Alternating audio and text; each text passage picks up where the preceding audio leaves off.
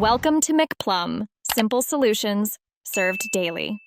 In this video, I will explain how to create probiotics for fish. We'll cover the essential steps to cultivate beneficial bacteria for your aquatic pets. Understanding the process helps you provide optimal health support. These natural supplements can significantly improve your fish's vitality and resilience. You'll learn how simple ingredients can transform into powerful health boosters. This guide ensures you can confidently make your own fish probiotics at home.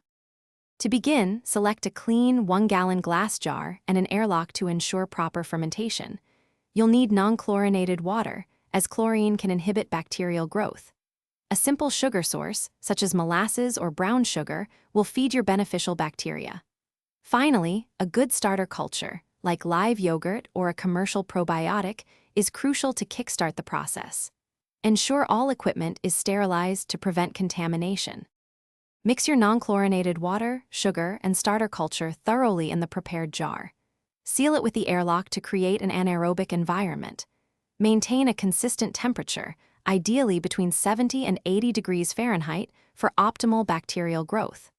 Allow the mixture to ferment for 3 to 5 days, observing for active bubbling, which indicates successful fermentation. The liquid should develop a slightly sour, yeasty aroma.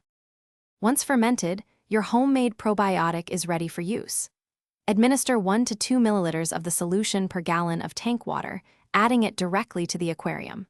For storage, transfer the finished probiotic to a clean, airtight container and refrigerate it. It will remain potent for up to 2 weeks. Remember to check the description for a link to these fantastic leak-proof meal prep containers, along with other great deals. Regular application supports a healthy aquatic environment and robust fish. Thanks for watching. Stay juicy and subscribe.